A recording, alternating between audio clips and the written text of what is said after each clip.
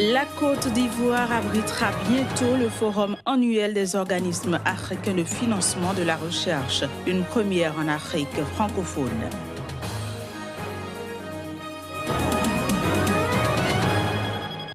Deuil dans le nord-est du Nigeria, 12 personnes ont été tuées par le groupe Boko Haram lors d'une attaque.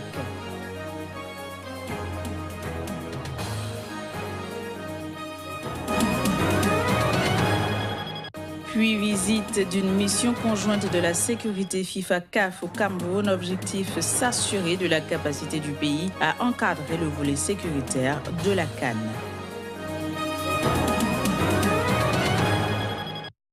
Voilà pour le sommaire, bienvenue à toutes et à tous. Le forum annuel des organismes africains de financement de la recherche rassemble les organismes de financement de la recherche et les autres acteurs du système scientifique en Afrique subsaharienne. Objectif, échanger sur des expériences et des pratiques de bonne gestion en vue de développer des interventions dans des domaines d'intérêt stratégique. La Côte d'Ivoire accueillera pour la toute première fois en Afrique francophone ce forum annuel. Chris Paterna-Sémian pour le point. Abidjan, la capitale économique ivoirienne, s'apprête à vivre un événement exceptionnel pour la communauté africaine de la recherche scientifique. Pour la toute première fois dans un pays francophone, plus de 500 chercheurs du continent africain se retrouveront du 5 au 9 novembre 2018 dans cette ville de l'Afrique de l'Ouest, dans le cadre du forum annuel des organismes de financement de la recherche. C'est une rencontre importante qui permettra donc d'aborder des sujets d'intérêt pour l'Afrique, notamment sur deux points, sur l'impact sociétal et économique de la recherche et sur les nouvelles approches de financement de la recherche et de l'innovation dans notre continent. Beaucoup de politiques publiques sont menées par bon nombre de pays africains pour impulser l'innovation. Mais comme le dit un adage ivoirien, des chercheurs qui cherchent en Afrique, on en trouve. Mais des chercheurs qui trouvent, on en cherche. Le défi majeur du continent, c'est vraiment d'améliorer, n'est-ce pas, notre contribution à l'effort de production de savoir au niveau mondial. Au jour d'aujourd'hui, l'Afrique produit moins de 2%, n'est-ce pas, des résultats scientifiques au niveau mondial. Ça, c'est un problème pour nous. La deuxième préoccupation pour nous, en tant qu'organisme de financement, c'est l'adéquation entre les sujets de recherche traités en Afrique et les préoccupations du continent.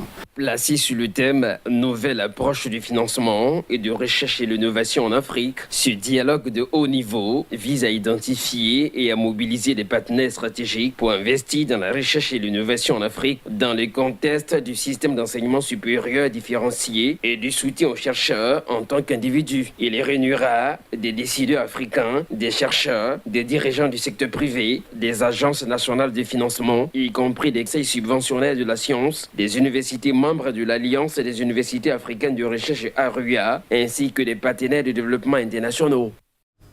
En République démocratique du Congo, les partisans du président Joseph Kabila ont dénoncé ce jeudi une manipulation après la publication d'un sondage donnant deux ténors de l'opposition en tête des intentions de vote à la présidentielle du 23 décembre prochain. Dans ce sondage publié mardi, le candidat du pouvoir Emmanuel Ramazani Shadari n'arrive qu'en troisième position. Les détails. La majorité au pouvoir en République démocratique du Congo dénonce une manipulation maladroite après la publication d'un sondage donnant deux ténors de l'opposition en tête des intentions de vote à la présidentielle du 23 décembre.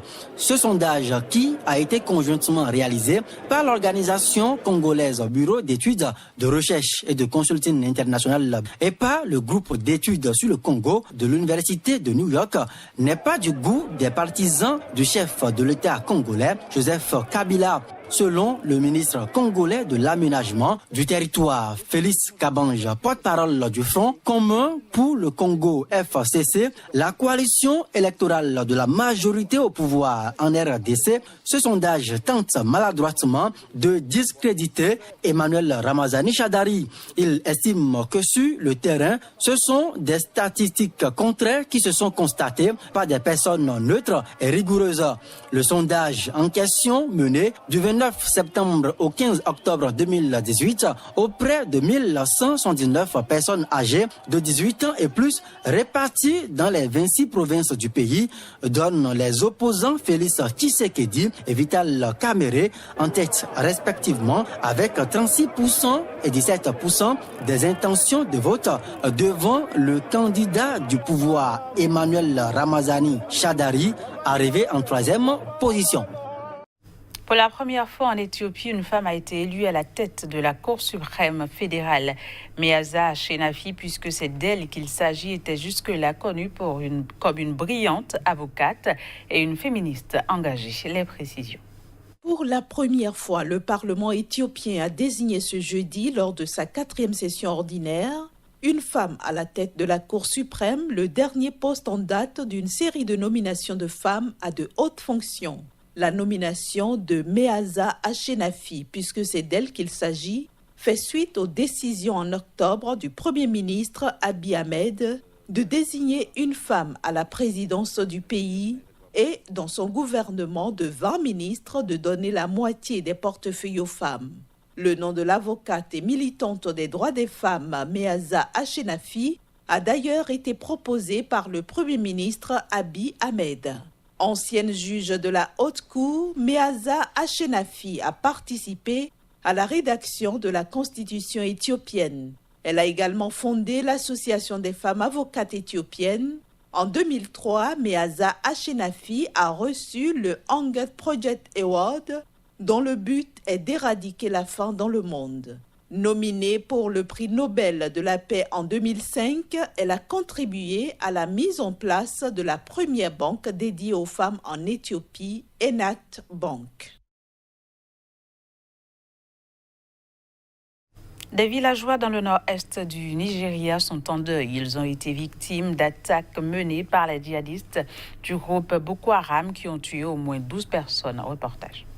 Arrivés à bord de 7 camions, les djihadistes du groupe Boko Haram ont attaqué ce mercredi soir les villages de Boulabouring et Kofa, ainsi qu'un camp de déplacés à la sortie de Maïdougouri, la capitale de l'État du Borno, épicentre de l'insurrection djihadiste. Selon des témoins, l'attaque a commencé aux environs de 21h GMT dans le village de Kofa, où les djihadistes ont ouvert le feu sans distinction, tuant une personne tandis que les habitants fuyaient. Ils se sont ensuite rendus à Boulabouring, un village voisin où ils ont abattu 9 personnes et incendié le village après avoir volé de la nourriture. Dans le camp de personnes déplacées de Dalori 2 qui abrite 10 000 personnes, des échanges de tirs ont opposé les assaillants et les soldats et miliciens. Les insurgés ont ensuite tiré des roquettes sur le camp et incendié des abris de fortune, faisant fuir les déplacés, dont 2 ont été tués et plusieurs blessés. Notre peuple est vraiment confronté à des problèmes. On ne peut pas parcourir une distance de 3 km pour mener des activités normales parce que Boko Haram a encerclé ces zones et surveille chaque mouvement. Nous apprécions vraiment les efforts déployés par les forces de sécurité dans leur lutte pour rétablir la paix, mais nous devrions tout de même faire encore davantage pour améliorer la paix et la tranquillité. Le lieu des attaques, situé à une quinzaine de kilomètres de Maïdougouri, a été pris pour cible à de nombreuses reprises par Boko Haram. Depuis le début de l'insurrection de Boko Haram en 2009, plus de 27 000 personnes ont été tuées dans le nord-est du Nigeria. Près de 2 millions de personnes ont été déplacées. Une mission conjointe de la sécurité FIFA-CAF vient de séjourner au Cameroun pour inspecter les infrastructures sportives et hôtelières en vue de la CAN 2019 qui va se jouer en juin prochain. Au terme de cette visite de travail, la délégation FIFA-CAF s'est montrée optimiste quant à la capacité du Cameroun à encadrer le volet sécuritaire de cette compétition. Le point avec Narcissoum. Journée marathon pour les 4 émissaires FIFA CAF ce 2 novembre à Douala après une réunion briefing avec le COCAN. Le colonel-major Djibrila Ima Amidou, chef de la délégation, Christian et Meroua, Serge Dumortier et le général Jean Bosco Kazoura se sont rués vers les infrastructures principales de la ville de Douala. Conduits par le ministre des Sports et le gouverneur du littoral, les experts ont écouté, échangé et apporté des observations sur le volet sécuritaire des stades visités. Recevant les émissaires de la commission sécurité FIFA-CAF pour l'organisation de la CAN 2019 au Cameroun, le gouverneur de la région du littoral a tenu à rassurer les experts sur les dispositions sécuritaires en vue de la tenue sans heurts de cet événement. Au terme de cette dernière journée de travail sur les stades devant accueillir la CAN 2019 à Douala, la délégation FIFA-CAF s'est montrée optimiste quant à la capacité du Cameroun à encadrer le volet sécuritaire de cette CAN. La commission de sécurité FIFA-CAF qui rentre ce 2 novembre a commencé sa visite le 28 octobre par les stades Omnisport de Olembe et militaire de Yaoundé. Rappelons que la CAF exige que l'association organisatrice doit s'assurer que les mesures de sécurité appropriées sont prévues et mises en œuvre afin que soit garanti le niveau de sécurité le plus élevé tout au long du tournoi final. Comme précisé dans le cahier de charges, ces mesures hautement importantes dans le contexte géopolitique actuel et opérationnelles sur tous les sites infrastructures au plus tard 6 mois avant l'ouverture de l'événement. Puis la Rwandaise Louise Mushikiwabo, récemment nommée à la tête de l'OIF, a promis d'être attentive à la région d'Afrique centrale et du bassin du Congo durant son mandat qui doit démarrer en janvier 2019. Elle a fait cette déclaration à son arrivée mercredi soir à Brazzaville.